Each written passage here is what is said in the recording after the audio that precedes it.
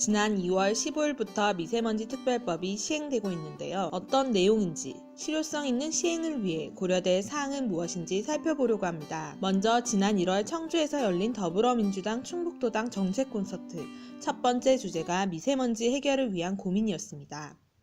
민간 환경단체인 풀꿈 환경재단 여무이사장은 제도적 기반이 생겼다는 것에 기대감을 표하기도 했습니다. 역할이 나와 있습니다. 여기 보시면 일정 요건을 충족하게 될 경우에 광역시도지사가 비상저감 조치를 시행할 자동차 운행 제한부터 방지시설 효율 개선까지 이런 것들이 있을 수 있다. 이런 것들이 규정이 되어 있고요. 그 다음에 집중관리구역을 또 지정해서 관리하는 이런 등등의 어쨌든 법적으로 미세먼지를 저감하고 관리할 수 있는 그 제도적 기반이 만들어져 있다. 이런 부분이 가장 중요한 변화죠. 지난 2월 일산 킨텍스에서도 세계 맑은 공기연맹 주최로 미세먼지 대응 국제 컨퍼런스가 열렸습니다. 이 자리엔 환경부 관계자가 직접 나와 미세먼지 특별법을 설명하기도 했습니다.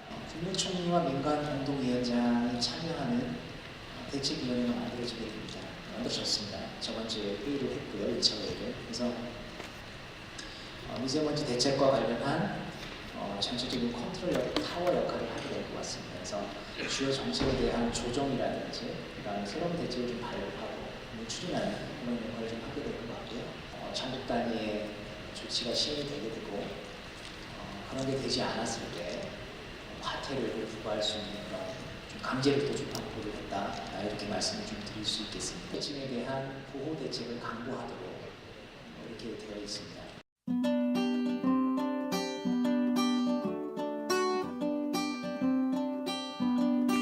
이어진 토론회에서는 다양한 각계각층 인사가 미세먼지 특별법에 대한 의견도 제시했습니다. 사실은 충분한 유예기간을 줄 필요는 있다라는 생각이 좀 들고요. 또 아울러 저희들이 철강이나 이런 부분에서는 실제로 가동률을 조절하기가 굉장히 힘듭니다. 여러분들 상식적으로 아시겠지만 이 장치를 가동한 다음에 경제적 부담뿐만 아니라 가동 중단으로 인한 부작용이 굉장히 큰 편입니다. 그리고 두 번째는 대기업과 중소기업 간에 조금 차등적인 지원들이 필요하겠다라는 생각이 듭니다.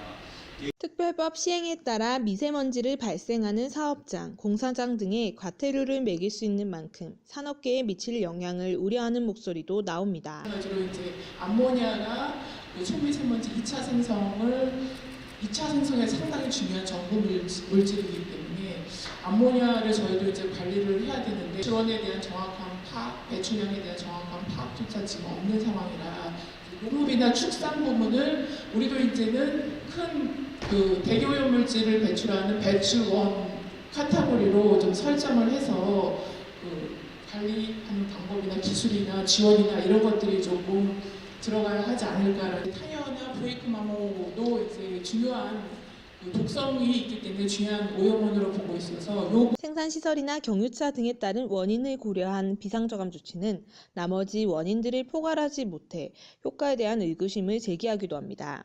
제대로 관리되고 하여튼 집행되고 실행되고 있는지를 사업 관리하고 모니터링하는 그런 관리 체계가 제대로 갖춰지지 않다는 생각이 많이 들거든요. 그래서 기존에 있는 많은 사업들이나 정책에 대해서는 우리가 제대로 하고 있나를 살펴볼 수 있는 인력, 예산, 이런 전문성 이런 것들을 갖춘 체계를 한번 구축해야 하는 것도 하나의 좀 해결을 위해 특별법이 갑자기 나오게 되면서 이에 따른 관리감독 체계가 필요하다는 주장도 있습니다. 어떤 단기적으로 특별한 조치가 필요할 때 특별법이 거거든요. 특별법이 장기적 관점을 보여줘야 한다는 목소리 역시 설득력을 얻습니다. 장기적인 안목으로 대책을 세우고 또 그거에 대해서 미세먼지에 대해서 대응해 나가는 로드맵을 가지고 하는 그런 게 필요할 거라고 저는 생각합니다. 기준 농도를 제정할 때는 우리가 일반적으로 측정 기술이나 또 방지 기술이 얼마나 우리가 제시하는 관리하고자 하는 그 농도값을 유지하고 지켜낼 수 있느냐 하는 그런 기술적인 게 필요하고요. 제대로 된 연구를 통해 명확히 기준이 제시되고 이를 국민에게 전해야 한다고도 말합니다. 어떤 자료가 정확하게 있어야 되는 건데 그런 걸 토대로 어떤 관리 기준이 정해져야 되거든요. 그냥 슬로건만 이제 내면서 어떤 탁상 공론적인 규제 기준 제정이 되고 있지 않는가. 아니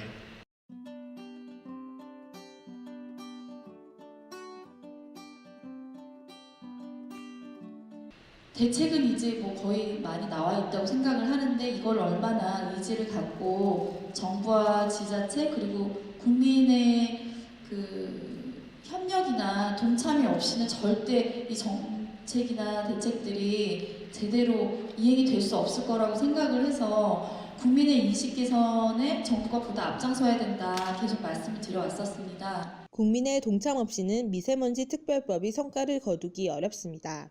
정부가 이에 대한 국민인식을 높이는 것이 그 첫걸음이 되어야 하는 이유입니다.